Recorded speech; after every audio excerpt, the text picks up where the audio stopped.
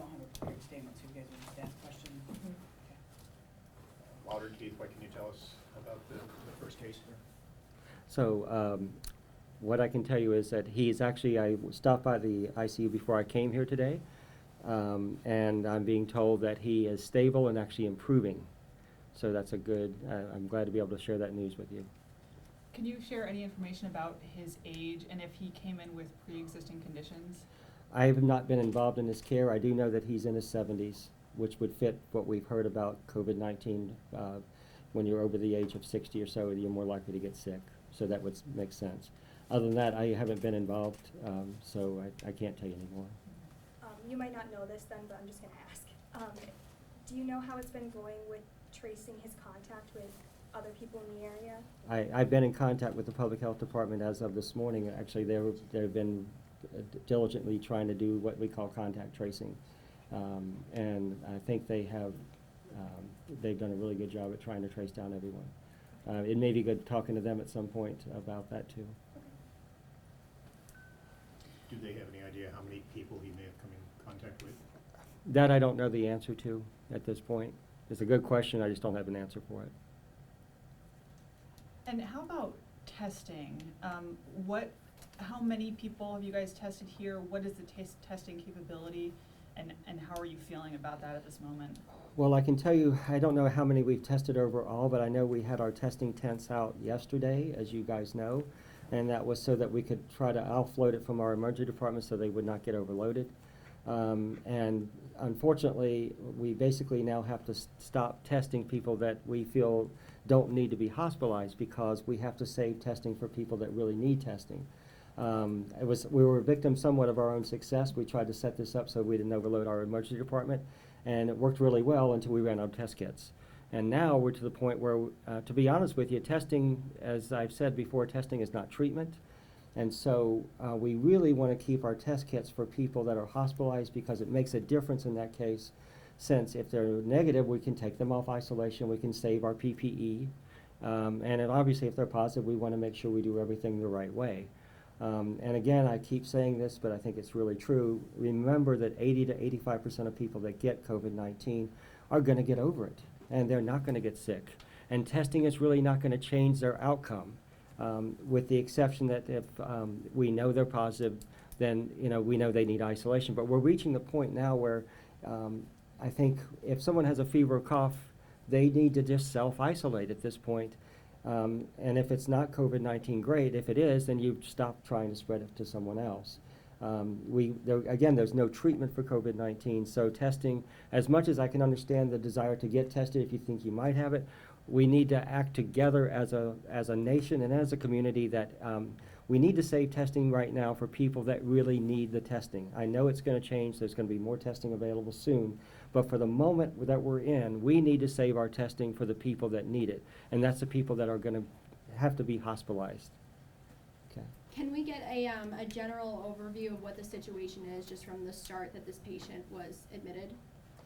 So again, I wasn't involved in his care, so I really can't give you that information. All I really know about him myself is that he's improving and he's in his 70s. But it sounds like he truly is improving. I just don't have any more information about him.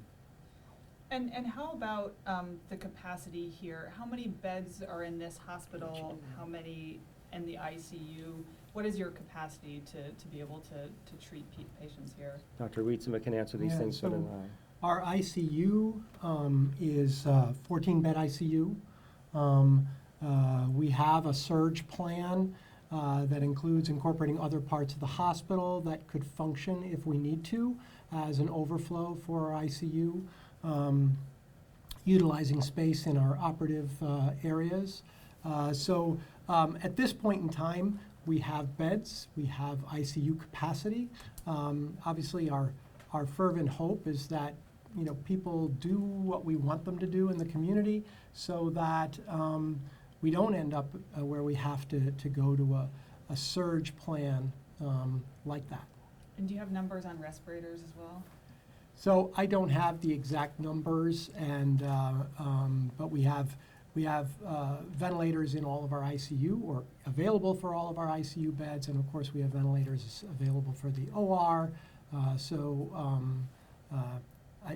if I gave you the exact number, well, it would be wrong because I don't actually know the exact number, so.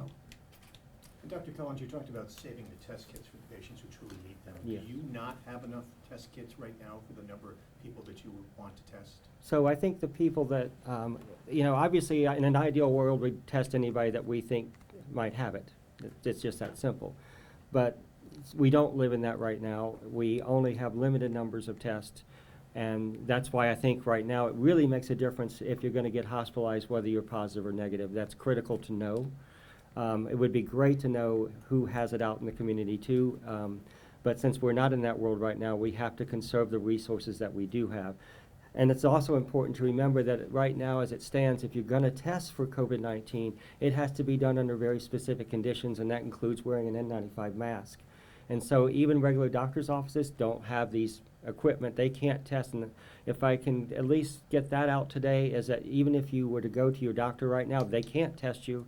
They don't have kits either. They don't have the proper personal protective equipment. And again, if you're an otherwise healthy, young to middle-aged adult, the chances are you're going to recover from this just fine. So if you want to do the right thing for your grandparents or your parents, the thing is to save the test kits for the people that need it. So in the days and weeks ahead, if someone comes down with a cough or isn't really feeling well, what's the path of action? Good question. And in fact, I had a conversation with one of our public health officials earlier today, and they're going to give the same message that we've been giving here at CVPH, which is, at this point, if you have a fever or cough, then if you're not feeling sick enough that you really need to go to a hospital, and most people I think are a pretty good judge of when they really need to go get attention, then you should try to stay at home and ride it out, because it's not going to change whether you have the flu or COVID-19. If you're not getting sick enough to come to a hospital, you're better off staying at home. For one thing, if you have the flu, it's contagious too, and if you have some other virus, you're going to get over it, and we just don't want to spread it. If you do have COVID-19, you're going to get over it, and if you go to get tested, there's a chance you could give it to someone else, or if you don't have it, there's a chance you could be next to someone in a waiting room that does have it. And so it really isn't going to change your outcome unless you have to be hospitalized. And so that's really the message now, is it's not even a point, we're at the point right now where what we really ought to do as a community is common sense. If you feel sick, stay at home. If you have a fever or cough, stay at home, and just come and save the hospital for the people that really need it, save the resources for the people that really need it. How have you been working with the Clinton County Health Department? What does that relationship look like, I guess, over the last few weeks? And then what kind of conversations are you having now that we have the first confirmed case here? So we've been working very well with the health department. Both of us were commenting earlier. She's on our phones and she responds very quickly. So we're coordinating messages. When we realized that we were not going to be able to support testing, she was actually the first person. She agreed with the decision. We agreed that testing would be for hospitalized patients or patients that they deemed there was a public health reason to test, which occasionally happens. So, so we work very well with them right now. Very good coordination. And her name is Erin Strife, by the way, so you have her name. She's very good. There's other folks there too. We've been in contact with them. They've been very helpful to us, and I hope we've been helpful to them. We're trying to work together, which is what we should be doing, all of us right now. Now, since you say he's getting better, being 70, sounds like he's had it for quite some time, since this is up to a 2-week incubation kind of period. So you can, the incubation period can be anywhere, we think, from 2 to 14 days. So I don't know how long he's had it. So technically you can get sick after just a couple of days. It can be up to 14 days before you get sick. So it's hard to know how long he's had it. And again, I haven't been involved in his care, so I don't know the answer to that. And I will say that the people that need to be involved are the people that we have get involved, because again, if there's no treatment, I'm an ID doctor, I really can't do anything for him. As an ID doctor, there's no medicine I can give him, but what he needed was a critical care specialist, which is what he got. And so we're minimizing people that if you don't need to see someone, you don't see them. Okay. A lot of health officials are saying that we're still weeks away from the worst of it, maybe even more than a month. Considering that, what is the worst case scenario for here, and how is CVPH prepared for, you know, many more potential cases here in Clinton County? Good question. So, those are multiple questions. So I think, you know, the worst case scenario can be pretty bad. I mean, I think if you read what's going on and has been going on in Italy, you read some pretty scary things, that people are making triage decisions about who gets critical care and who doesn't based on an assessment of how likely they are to survive. That's a scenario we don't want to be in. That is a scenario we're preparing for. You know, you have to prepare for that. New York State, in their pandemic flu planning, has guidance documents, and we've been working with those to think through this.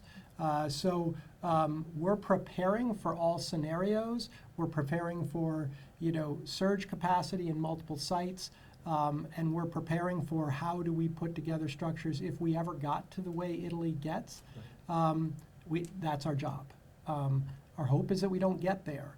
You know, the news to date is not terribly reassuring, and I think we're still on the upswing for sure. How high that upswing is will really depend on each community and the communities as a whole ability to take this seriously, to really practice social isolation. I think you know, my biggest fear is the 20 to 30 age group. They tend, and I say this because I have children, they tend to think that because they're not likely to get ill, you know, they don't have to necessarily pay attention. Saw some data out of Italy that suggests that they may be a key component of spreading. So that's worrisome. Yeah. So in terms of what the hospital's doing, we're certainly not functioning on day-to-day normal operations. We have something called the Hospital Incident Command Structure. It's a specialized version of what's called the Incident Command Structure, which is a normal disaster command structure that's used at all levels of state and federal government. We went into that structure of operations and decision-making about a week and a half ago. It's a very different structure from the way we normally operate, but it's a very useful structure when you're in a situation like this where, as I'm sure you appreciate, the situation on the ground changes hour by hour. And you are continually getting new messages and new reports, and sometimes what you're getting is different than when you heard an hour or two ago. The same thing is happening in healthcare, you know, between the federal government, the state government, and then just the situation here. Things are changing really rapidly. What we've tried to tell our staff and what they're hearing from us on a daily basis is, what I'm telling you today is the way it is today. The way it is tomorrow, we hope will be that way, but it might be different. And that's the beauty of the hospital incident command structure, is it supports that kind of decision making and that kind of information flow, and it tries to keep a handle on what's going on. One of the things that can happen in any event like this, inside the hospital or out, is that there's a lot of people that really want to help. And sometimes people start doing things in their own little world. So the beauty of the hospital incident command structure is it seeks to minimize that, whereas normally lots of decisions are made in hospitals in decentralized ways. But an incident of this nature doesn't allow for that, so that's why we're functioning in that structure. I don't know if that answered your questions, because I don't even remember what your questions were anymore. How are you guys doing, and how is the staff feeling? I mean, what's the... So, you know, I think the staff are anxious. Yeah. They watch the news just like you. You know, I think that we're trained for this. We're trained in how to use personal protective gear. The clinical staff is trained in that, and we are every day getting out to every site that is using the protective gear and reiterating their training, but it's nerve-wracking. And there's fear in the community. I have heard stories of people whose daycare providers won't care for their children because they work at the hospital. Right. That is not a constructive approach, but it is there's fear like that in the community, and we are representative of our community, right? We have 2,500 employees, so fear is there. Right now, our clinical staff are working their normal shifts. I think at the leadership team, I think people are putting in a lot more hours than usual, but we're very cognizant of what we're doing. Our mantra is this is a marathon, not a sprint, and we need to make sure that we don't burn ourselves out in the first week. But everybody's working really hard, so long days. I just want to say one thing about that too, which is I've worked in more than one hospital in my career, and I would put the CVPH nursing staff against any hospital I've ever worked in. I think they're excellent. I would not hesitate to have any of the nurses here take care of me, and they are, even though they are also worried for their own families, they are going above and beyond, and they know they got into medicine, they got into healthcare because they wanted to do what they're doing, and they're going to be here for this community. I'll tell you that. I can't ask for working with a better group of people. The other people I think that deserve some mention here is the environmental services people, because part of controlling this in hospitals is making sure you have good environmental services groups, and our environmental services here is excellent. They know what they're doing. They know how to disinfect a room, so I think they deserve a lot of credit, and they've done a lot of planning and preparation as well. Yes, they have. You talked about the testing that was done outside the ER. Was Yeah. that done outside, and was it a drive-through facility? And can you tell us how many people were tested? So we actually set it up in front of our hospital. We wanted to get the testing away from our emergency department. We were doing some testing in the emergency department when people actually were presenting for care, but the greater majority were people who had been already evaluated at another office and were being sent just to get a test. We set up a process pretty quickly in front of our hospital so that a car could just drive up. We had a team. We had someone in their protective garb. They would walk out to the car. The patient never left the car. It was done out of doors and really in a safe way. I think you've probably seen some videos of this in other countries. Certainly South Korea did that first and showed you could do that. There's really no reason you can't if we had the test. And New Rochelle as well. Yeah. Can you tell us how many people were tested, and are you planning to do it again?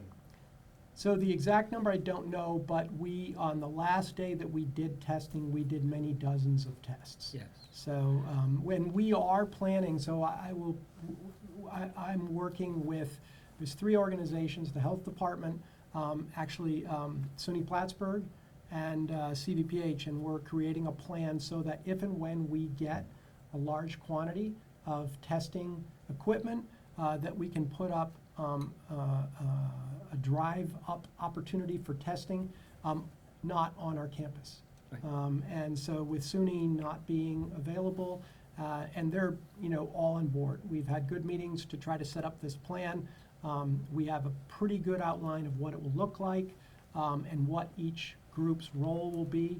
It would be run by the health department, but supported by SUNY with their facilities and security, and supported by us perhaps with testing people. Right now, the big unknown is when we'll get test kits. Because once you open up that, you're going to go through many test kits. So you need, if we get a supply of 100 test kits, that's not going to help us in that Right. scenario. Correct. But the goal in that scenario is not only to test people who have been seen by a provider and ordered for testing, but also the health department has been given authority to test without a doctor's order. So once we have a sufficient number of testing kits, we will start putting that together and operationalizing it to make that available in the community.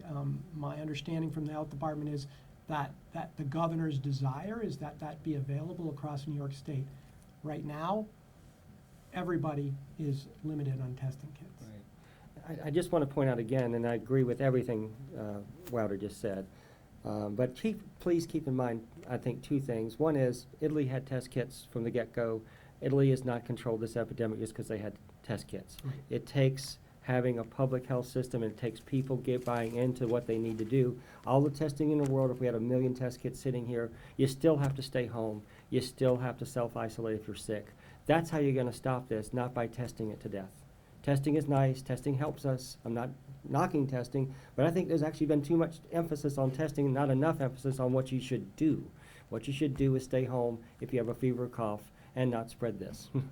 And again, it didn't save Italy, it didn't save South Korea. They both had lots of tests, they both have a lot of patients. It's just that they've been able to document the patients because they've had a lot of tests.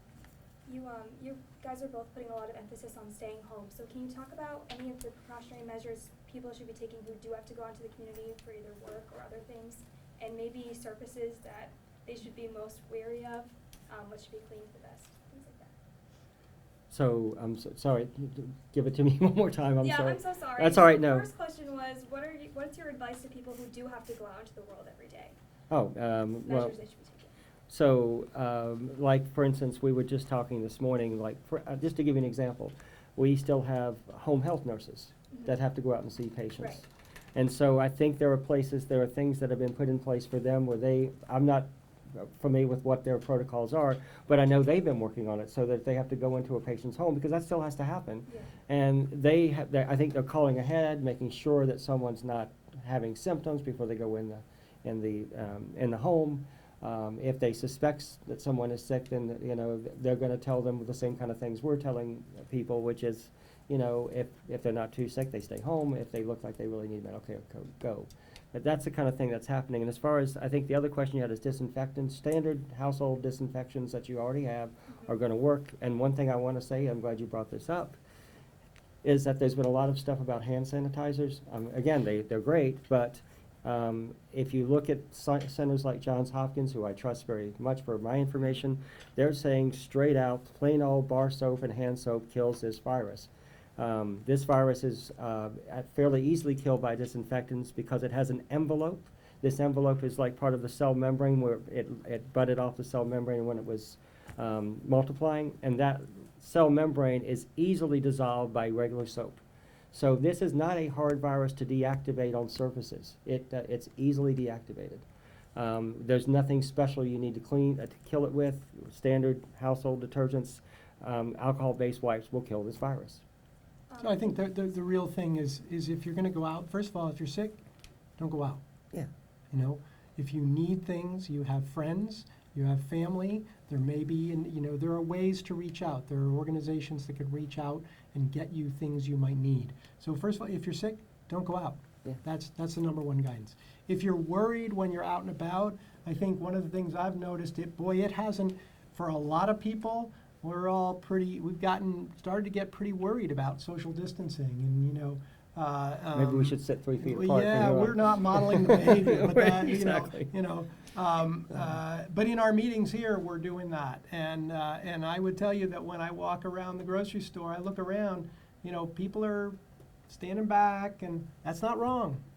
Primary mode of transport, everybody's really worried about N95 respirators, which is a special type of mask, Yeah. and everybody's really worried about hand sanitizer and cleaning surfaces. But the prime mode of transmission of this is what's called droplet. Yeah. So that is the prime mode, like most respiratory viruses. And so, how do we create droplets? Well, we create them when we speak, but we create a lot of them when we cough. Yeah. And so, just sort of simple stuff. Walking around with a surgical mask doesn't do you a whole heck of a lot of good. I am It's uncomfortable too. Yeah, I am curious about like paper surfaces though, mail packages. Should people be concerned about those types of things as well? No.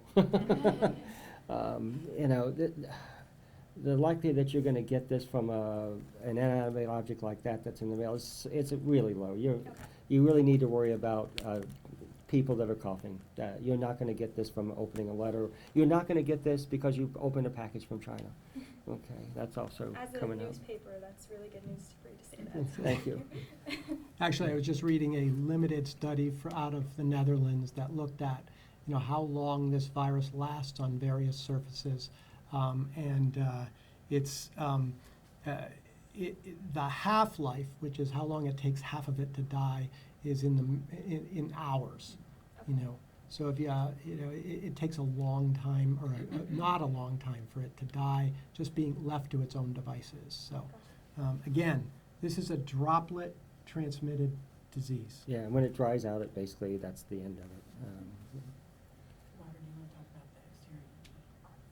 Oh, yeah, so some of you, when you came up, might have noticed our tent. We have basically set up a secondary emergency evaluation, emergency department for patients who come to our ER who have symptoms that might be a respiratory illness like influenza or coronavirus, and who are not, who at triage do not look like they need, emergent rescue in our ED for breathing difficulties. So basically people that are sick but would not be hospitalized. And we have triage protocols that identifies those people. So they're identified at the front door, and then if they meet those criteria, they do not go into our main ER. So they instead go outside. We have 2 tents, one tent for where patients are evaluated, and one tent really for all the support stuff that our team needs. It's worked pretty well, and what it's done is it's kept a whole bunch of people with respiratory illness out of our ER. Now, we don't know, were they flu, are they coronavirus, or are they one of a multitude of other Correct. respiratory viruses that circulate at this time? We don't know, but one of the key things is to try to separate workflows in the ER, and we did that, and I think most of the hospitals around are trying to do something like that, depending on their size and capacity. So if you see those tents, that's what it's for. And for now, limitations on visitation? Yes, so we have limitations on visitation. First of all, you can't get free entry into the facility. You have to answer some screening questions, and if you answer yes to those, you won't be allowed in the facility. Then there's also a limitation to how many people can visit, 2 on the regular floors, and then some of the other specialized areas, 1 for instance, ICU. So there are limitations on visitation. I think everybody needs to step back and think, do I want to be the person that introduces, that visits, walks through our facility coughing and causes the healthcare system to lose a bunch of people because they become ill. So, and do I want to bring it to my loved one? The other thing we do is we screen ourselves. When Yep. we come in, today I had to get screened. This little yellow dot means that I was screened today. And we change that color every day so that we go through our screening and we know we've been screened. Okay. Any more questions? Thank you. Thank you. Thank you, guys. Appreciate it. Thank you. So, yeah, Phone has been blowing up. Mine